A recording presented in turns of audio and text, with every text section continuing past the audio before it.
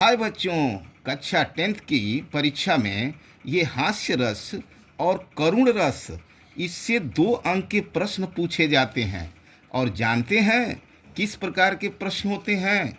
जैसे मेरा ये पहला प्रश्न है जो कि बार बार हाई स्कूल की परीक्षा में आया है कि हास्य रस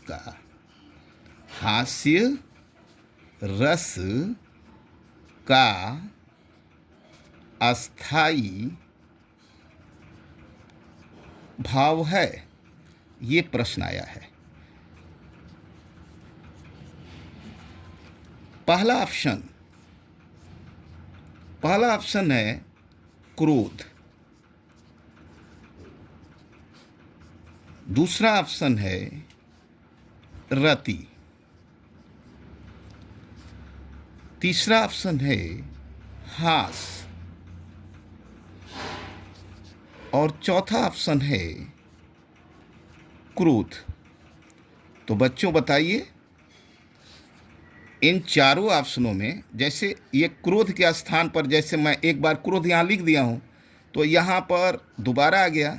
क्रोध के स्थान पर यदि मैं कहूँ कि ये वत्सल,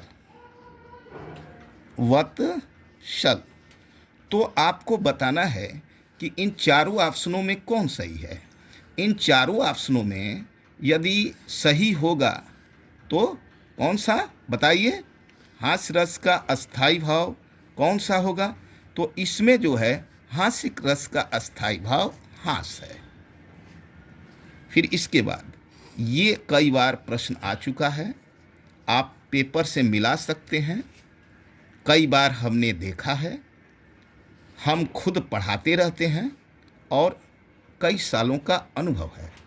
ये बताता है कि इससे प्रश्न जब आता है करुण रस से, तो करुण रस से 1 अंक का प्रश्न ये अधिकतर आता है कि करुण रस का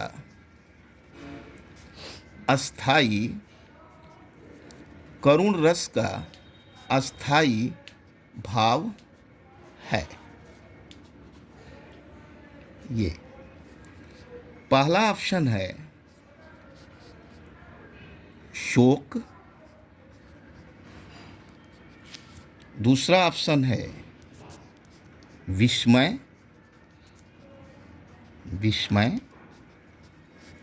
और तीसरा ऑप्शन है ये श्रृंगार, नहीं ये रति ले लीजिए, श्रृंगार का रति।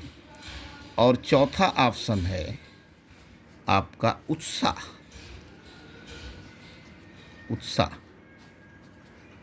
तो ध्यान दीजिएगा मेरी बातों पर।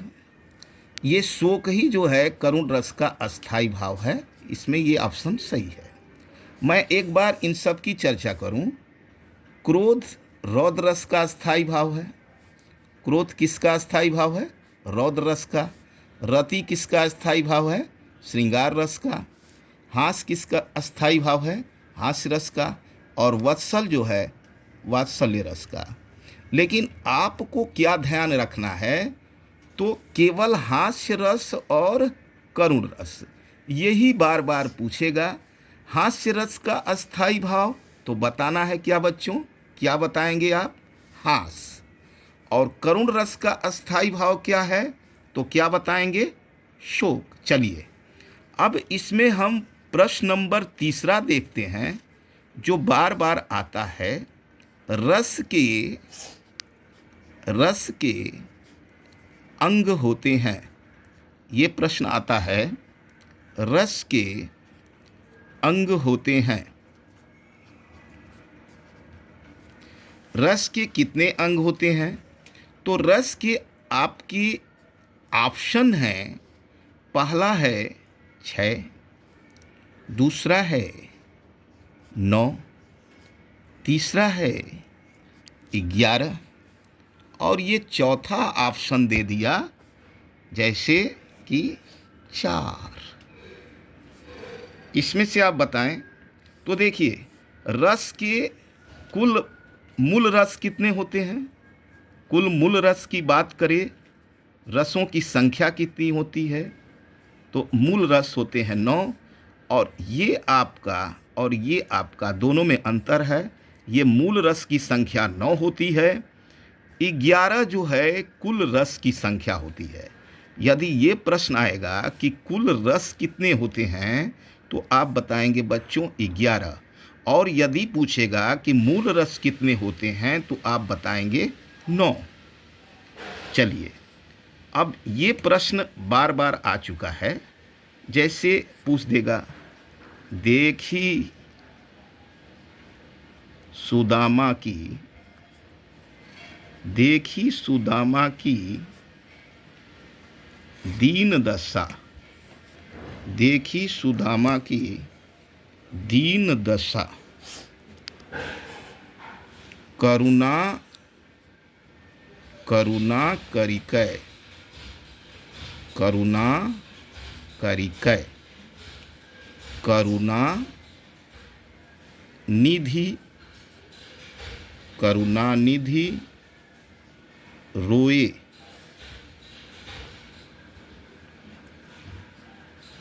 पानी परात को, पानी परात को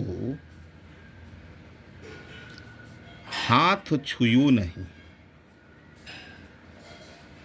हाथ छुयो नहीं। तो इतना ही जो है आता है अधिकतर परीक्षा में, आगे हम नहीं बढ़ेंगे। इतना ही आता है कि देख सुदामा की दीन दशा, करुणा करके करुणा निधि रोए, रोए, इतना आता है। अब पूछता है कि इसमें कौन सा रस है, और ऑप्शन दे देता है। ये श्रृंगार रस, पहला दे दिया श्रृंगार रस, दूसरा दे दिया करुण रस, करुण रस, और तीसरा दे दिया, जबकि जानता है कि आपका सिलेबस हास्य रस है तो ये भी हास्य रस भी दे दिया। फिर इसके बाद डी ऑप्शन दे दिया, ये भयानक रस, भयानक रस। तो आपको निशाना किस पर साध कर रखना है, किस पर साध कर रखना है? केवल हास्य रस और करुण रस पर। ये जानना है कि हमारे सिलेबस में केवल हास्य रस और करुण रस है, इसलिए इसमें कि तो करुण रस होगा कि तो हास्य रस होगा। तो आप क्या सही करेंगे, कैसे सही करेंगे? तो देखो बच्चों, इसका ट्रिक है कि किसी भी कविता में यदि करुणा शब्द आ गया, 2 बार आया ना, करुणा निधि, करुणा, तो ये ट्रिक बताता है कि इसमें करुण रस है। ठीक है, जैसे कि मैं और ट्रिक बताऊं एक, ये दे दे कि इस करुणा, इस करुणा कलित हृदय में, इस करुणा कलित हृदय में, ये दे दे। आप पूछे कि इस करुणा कलित हृदय में कौन सा रस है, तो देखिए ये करुणा आ गया, जहाँ करुणा आ गया, जहाँ रोने का भाव आ गया, जैसे शोक विकल सब रोवहि रानी, आया ना। तो करुण रस का अस्थाई भाव क्या होता है? करुण रस का अस्थाई भाव शोक होता है। और ये दे दिया गोस्वामी तुलसीदास जी के चौपाई में कि शोक विकल सब रोवहि रानी, सब रोवहि रानी। अगर ये दे दिया तो आप क्या कहेंगे, इसमें कौन सा रस है? शोक आया है, इसलिए इसमें करुण रस है। That's all.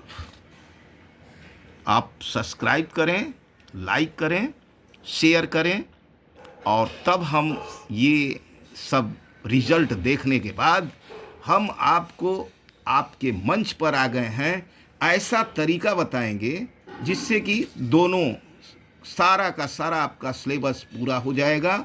दोनों हमने बताया हास्य रस और करुण रस से 2 अंक का प्रश्न आता है, और इससे जो है समझ लीजिए कि 1-2 प्रश्न होता है, 2 वस्तुनिष्ठ प्रकार के होते हैं और उसका हमने नमूना बताया, इस आधार पर आप तैयार कीजिए।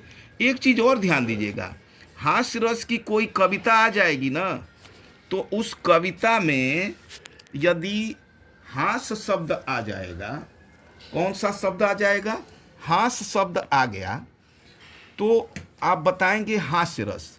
जैसे यदि आपसे पूछा जाए कि शीश पर गंगा हंसे, क्या पूछा जाए, शीश पर गंगा हंसे, शीश पर गंगा हंसे और भुजनी भुजंगा हंसे, भुजनी भुजंगा हंसे, भुजंगा हंसे। ये लाल पेन का प्रयोग नहीं करना चाहिए, लेकिन चलिए आज पहला दिन है। भुजनी भुजंगा हंसे, हास को ही दंगा भयो, दंगा भयो नंगा के विवाह में, नंगा के विवाह में। यदि आपसे पूछा जाए कि इसमें कौन सा रस है, तो आप देखेंगे कि किसी भी कविता में यदि हंसी का भाव या शब्द आ जाए, हंस है, देखिए यहाँ हास आ गया है, तो बताएंगे इसमें कौन सा रस है, हास्य रस है। अब इसके बाद हम अगले वीडियो में मिलेंगे।